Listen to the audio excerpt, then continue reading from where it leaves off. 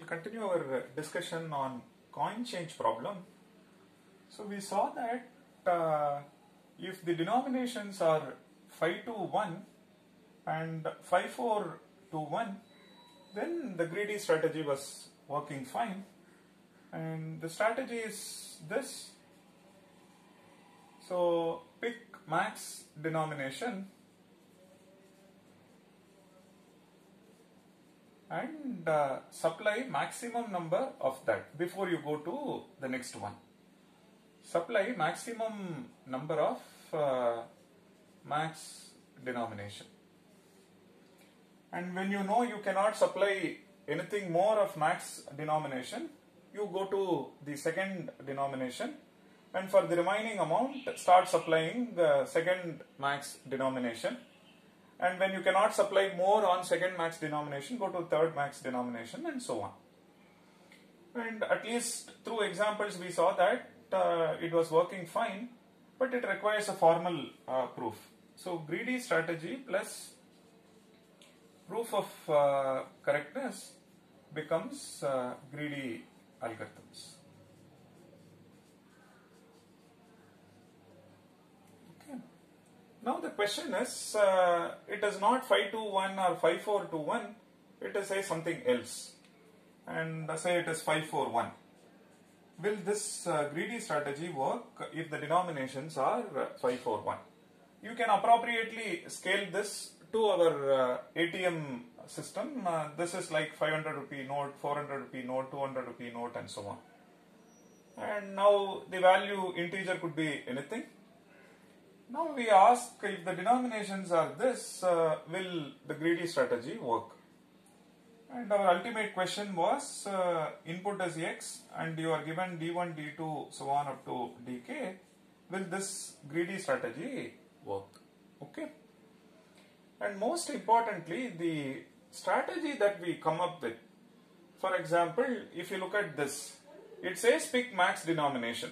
So which means given a set of denominations, the task over here is you will sort the denomination. So that is polynomial in the number of denominations. Then you say you supply max of that. That is also polynomial effort. So that shows that greedy algorithms or greedy strategy runs in polynomial time. So that is something we give importance. The strategy that we come up with should run in polynomial time. Because if you go for brute force approach, that is costly, because you try all combinations that may take exponential in the number of denominations.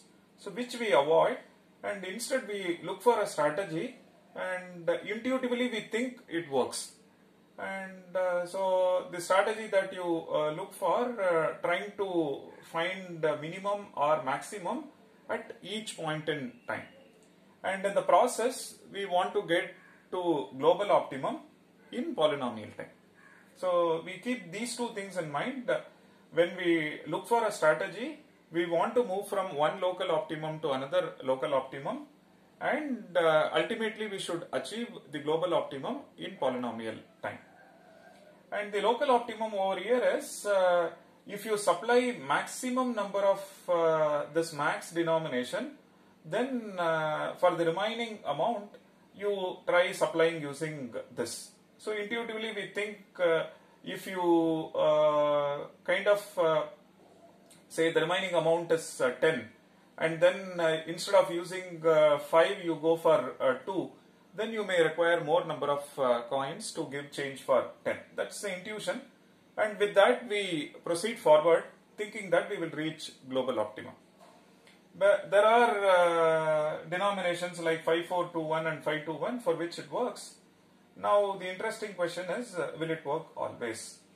Let's experiment with 5, 4, 1, and before we go to the general case study. So let's look at this one. So let's assume x is say 12.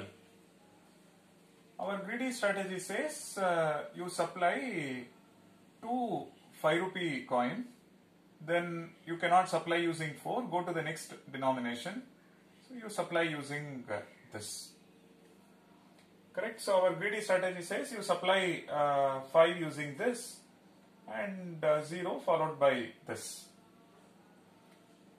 Let's look at x is equal to 13. So the greedy strategy says you supply 2 5 rupee coin and one cannot supply using this, then 3 1 rupee coin. So number of coins used is 5 over here, number of coins used is 4 over here.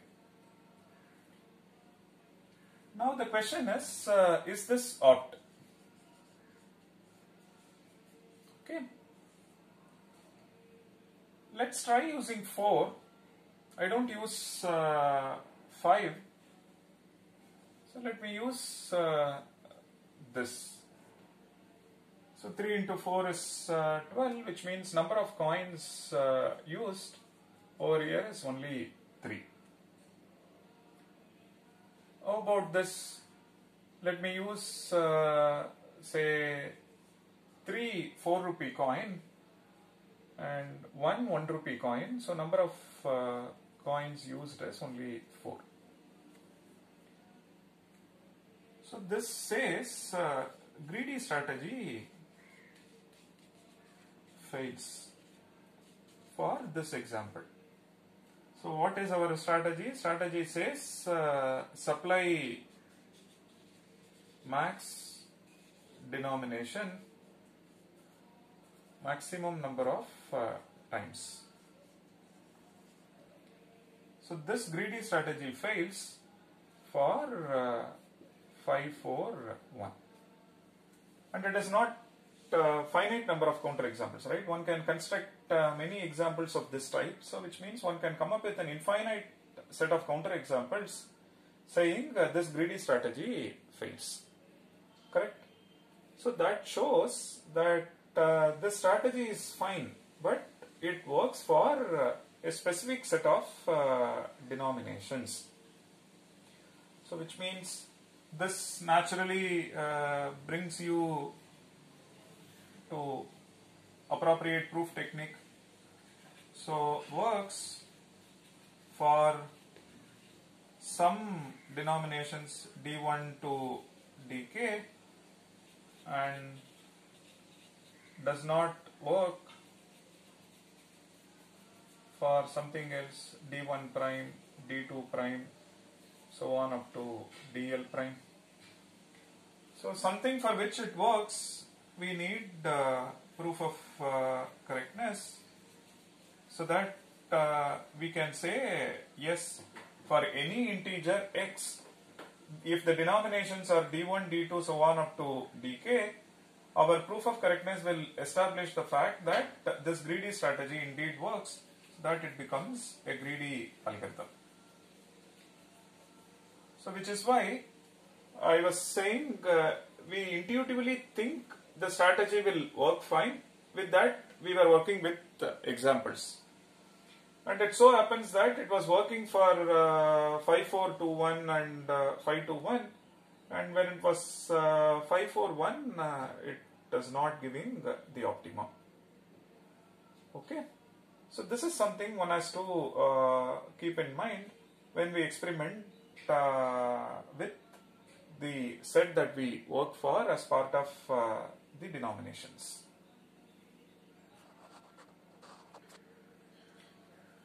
Okay, so this also tells you that if the problem is this, input is x and the denominations are d1, d2, so on up to dk, then greedy strategy fails. For an arbitrary d1 to dk, d1, d2, so on up to dk, greedy strategy fails.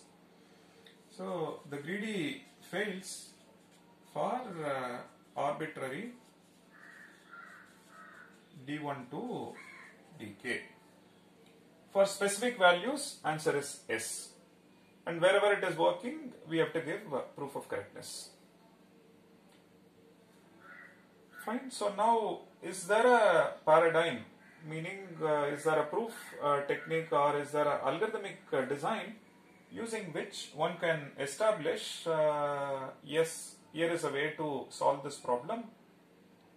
And of course, you can use brute force, but apart from brute force, do we have any other approach?